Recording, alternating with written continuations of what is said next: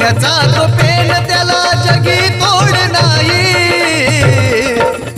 त्याच पेनानं विमान उभी लिहिली लोकशाही, त्याच पेनानं विमान उभी लिहिली लोकशाही.